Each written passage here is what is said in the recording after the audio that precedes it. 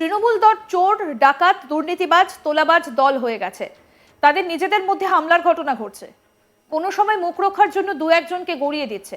যদি পুরসভার চেয়ারম্যানের বিরুদ্ধে দুর্নীতির অভিযোগ থাকে তাহলে সব চেয়ারম্যানকে পদত্যাগ করতে হবে, মেয়রকেও পদত্যাগ করতে হবে। ফিরহাদকে নিশানা করে এত বড় কথা কে বললেন সেটা নিয়ে প্রশ্ন দানা বেঁধেছে।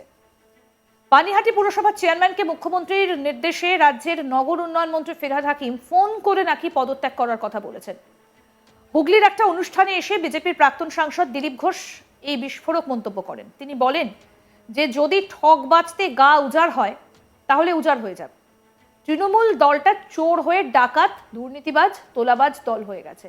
তাদের নিজেদের মধ্যে ঝামেলা চলছে। কোনো সময় মুখ রক্ষার জন্য দু একজনকে গড়িয়ে দিচ্ছে। যদি পানিহাটি পৌরসভার চেয়ারম্যানের বিরুদ্ধে দুর্নীতির অভিযোগ থাকে তাহলে সব চেয়ারম্যানকে পদত্যাগ করতে হবে, মেয়রকেও পদত্যাগ করতে হবে। কি বললেন এই বিষয়ে বিজেপি নেতা দিলীপ ঘোষ? তিনি এই কথা বলেছেন। কি বলেছেন শুনবো। কার ইচ্ছা দুর্নীতি ধরতে গেলে তো সমস্ত চেয়ারম্যানকে পদত্যাগ করতে হবে, মেয়রকেও করতে হবে। কিন্তু করবে কি? লোক দেখানোর জন্য একজনকে গড়িয়ে নেয়, তাহলে পার্টি উঠে যাবে। সব বাঁচতে গেলে তো গা উজাড় হয়ে যাবে। এটা টিএমসি আজকাল দুষ্টতাকারী, সমাজবিরোধী, চোর সব টিএমসিতে। তেমন গুলি বন্দুক চলছে, খুন খারাপই হচ্ছে নিজেদের মধ্যে, অন্যের বাইরের লোককে লাগতে হচ্ছে না। তো সেই জন্য আজকে পার্টিটা এরকম অবস্থায় আছে, মানুষও বুঝে গেছে, তাই 26-এর অপেক্ষায় আছে সবাই। বলছি আজকে এখানে এলেন, দেখলেন, কথা বললেন, কি বলবেন? এখানে প্রায় 170টা পরিবার আছে যারা সেই সময় বামফ্রন্ট আমলে যাদেরকে জমি দেওয়া হয়েছে, এখানে পাট্টা দেওয়া হয়েছে, পাট্টার কাগজ তাদের হাতে আছে, ওরা জানেই না কোথা থেকে পাট্টা নাকি আর ক্যান্সেল হয়ে গেছে। তাই এখানে জোর করে পুলিশ পাঠিয়ে জমি দখল করার চেষ্টা চলছে, ওনারা বাধা দিচ্ছেন। আমরা বলেছি 40 বছর ধরে আপনারা এখানে বসতি করেছেন, জমি ভোগ করছেন, আপনাদের অধিকার আছে, কাগজ আপনাদের কাছে আছে, ছাড়বেন না। বাকি কোর্টে লড়াই চলবে। কিন্তু এই পাট্টাগুলো ক্যান্সেল করেছে 2002 সালে, এবং তাহলে তখন থেকে কেন সিপিএম এই বিষয়টা নিয়ে লড়াই করে? কেন ক্যান্সেল হয়েছে, কি ব্যাপার, কোর্টের ব্যাপার আছে, হবে সেটা। কিন্তু না জানিয়ে কারো পাট্টা ক্যান্সেল করে দিলে কেউ, এটা তো হতে পারে না। দিলীপ বাবু আরো বলেন, বাংলার মানুষ দিল্লির মতো পরিবর্তন চায়। আগামী 2026 বিধানসভা নির্বাচনে আমরা নিজের পুরাতন party office Muralidhar Sen office থেকে ইলেকশন লড়বো এবং জিতবো। বিজেপি আছে, থাকবে, তাদের কর্মী সংগঠন আছে, সেটা আগামী ইলেকশনে বোঝা যাবে। আর কি বললেন বিজেপি নেতা দিলীপ ঘোষ, এবার সেটা শুনবো।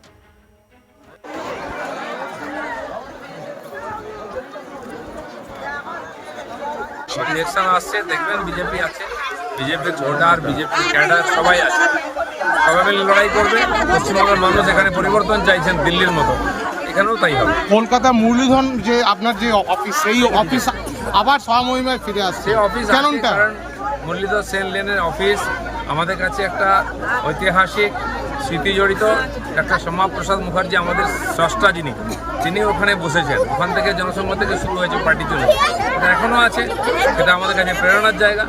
পার্টির পার্টি বড় হয়েছে, কাজের সুবিধার জন্য বিভিন্ন জায়গায় অফিস নেওয়া হয়, কিন্তু এখনও সেই 6 নম্বর মুরলীধর সেন লেন আছে। সেখান থেকে কি কোনো নতুন সমীকরণ ছাড়ছি না, ওইখান থেকে পার্টি জিতবে। রাজ্য সভাপতি কবে ঘোষণা হবে সেটা আমি বলতে পারবো না। আবার দিলীপ ঘোষের যাবতীয় বক্তব্যকে উড়িয়ে দিয়ে বিজেপির প্রাক্তন রাজ্য সভাপতিকে পাল্টা দেন রাজ্যের পরিবহন মন্ত্রী স্নেহাশিস চক্রবর্তী। কি বলছেন তিনি এর পাল্টা শুনবো। বিজেপি তো সবসময় রাজ্য সরকারের মমতা বন্দ্যোপাধ্যায়ের বিরুদ্ধে অযৌক্তিকভাবে বিভিন্ন অপপ্রচার করে চলে। পশ্চিমবঙ্গে এরকম কোনো স্থান নেই যারা দেশবিরোধী কাজ করছে। কোথাও থাকলে আপনারা দেখেছেন পুলিশ প্রশাসন টপাটপ তাদের ধরে ফেলে, কিন্তু এই দেশবিরোধী যারা কাজ করছে তারা অন্য স্টেটে কিন্তু খুব নিরাপদেই থাকে, পশ্চিমবঙ্গে নিরাপদে থাকে না। তাই এখানে ধরা পড়ে যায়, মানুষ জানতে পারে যে এখানে একজন লোক এসেছিল যার দেশবিরোধী তকমা আছে বা জঙ্গি কার্যকলাপে যুক্ত, পুলিশ কিন্তু সেটা ধরে ফেলছে। ফলে দিলীপ ঘোষদের এই অভিযোগ এর কোনো সারবর্তা নেই। আর যাদবপুর তো রয়েছে, এটা আমাদের দল দেখছে, যা দলগতভাবে যা বলার বলবে, সরকার যেভাবে বলবে। তবে যাদবপুরে গণতান্ত্রিক পরিবেশ ফিরে আসা দরকার। ছাত্র নির্বাচন করতে হলেও কলেজগুলোতে গণতান্ত্রিক পরিবেশের মধ্যে দিয়েই করতে হয়, কারণ বামফ্রন্ট সরকার যতদিন ক্ষমতায় ছিল এসএফআই কোনো কলেজেই গণতন্ত্র রাখতো না, মেরে ধরে ভোট লুট করে তাদের জিতত। তো এই যে অশান্তি ছাত্রদের মধ্যে তৈরি করা, তাহলে সেই নির্বাচনের কি মূল্য থাকে? যাদবপুরেও তেমনি একটা গণতান্ত্রিক ডেমোক্রেটিক পরিবেশ থাকা দরকার। ওখানে শিক্ষামন্ত্রী গেছে একটা আলোচনা সভায় যোগ দিতে, তার গাড়ির উপরে হামলা হয়েছে, তার বিরুদ্ধে নানা রকম, এবং একজন অধ্যাপককে মারধর করা হয়েছে, প্রাপ্তবয়স্ক আঘাতপ্রাপ্ত হয়েছে। এটা তো হওয়া উচিত নয়। তিনি আলোচনা করতে চেয়েছেন, ছাত্রদের সমস্যা থাকতে পারে, বিভিন্ন মতাদর্শে ছাত্র তো থাকবেই, কিন্তু ফার্স্ট অফ অল হলো যে ডেমোক্রেসি যেটা আমাদের দেশে আছে, এবং পৃথিবীর সব থেকে শ্রেষ্ঠ মতবাদ হচ্ছে, সিস্টেম হচ্ছে গণতন্ত্র, মানুষের স্বাধীনতা। সেইটা যে যে আদর্শে বিশ্বাস করুক না কেন, গণতন্ত্রকে এড়িয়ে কেউ যেতে পারে না। গণতান্ত্রিক ব্যবস্থাকে উল্লঙ্ঘন করে, নষ্ট করে কিন্তু কোনো ভালো আদর্শ টিকে থাকতে পারে না। দিলীপ ঘোষ যেটা বলেছে, দিলীপ ঘোষ তো অনেক সময় আবার স্টেট কার্ড কথা বলেন, কখনো কখনো কখনো সত্যি কথাও বলেন, এটাও তার মধ্যে একটা। তো উনি বলেছেন যেটা বুঝেছেন, সঠিক বুঝেছেন বলেছেন, কিন্তু একটা ঘটনা যে শিক্ষামন্ত্রীর সাথে এই আচরণ কখনোই করা উচিত হয়নি, এটা ঠিক করা হয়নি। বিধানসভা নির্বাচন যত এগিয়ে আসবে রাজ্যে, ততই এই রাজনৈতিক আকচাকচি দড়ি টানাটানি বাড়বে। একদিকে তৃণমূল দল চোর, ডাকাত, দুর্নীতিবাজ, তোলাবাজ দল হয়ে গেছে। তাদের নিজেদের মধ্যে হামলার ঘটনা ঘটছে, কোনো সময় মুখ রক্ষার জন্য দু একজনকে গড়িয়ে দিচ্ছে। যদি পুরসভার চেয়ারম্যানের বিরুদ্ধে দুর্নীতির অভিযোগ থাকে, তাহলে সব চেয়ারম্যানকে পদত্যাগ করতে হবে, মেয়রকেও পদত্যাগ করতে হবে। এবার ফিরহাদ হাকিমকে নিশানা করে এত বড় কথা কে বললেন, সেটা নিয়ে কিন্তু প্রশ্নদানা বেঁধেছে। পানিহাটি পুরসভার চেয়ারম্যানকে মুখ্যমন্ত্রীর নির্দেশে রাজ্যের নগর উন্নয়ন মন্ত্রী ফিরহাদ হাকিম ফোন করে নাকি পদত্যাগ করার কথা বলেছেন। হুগলির একটা অনুষ্ঠানে এসে বিজেপির প্রাক্তন সাংসদ দিলীপ ঘোষ এমনই বিস্ফোরক মন্তব্য করেছেন। তিনি বলেন যে যদি ঠগ বাঁচতে গা উজাড় হয়, তাহলে উজাড় হয়ে যাবে। তৃণমূল দলটা চোর, ডাকাত, দুর্নীতিবাজ, তোলাবাজ দল হয়ে গেছে।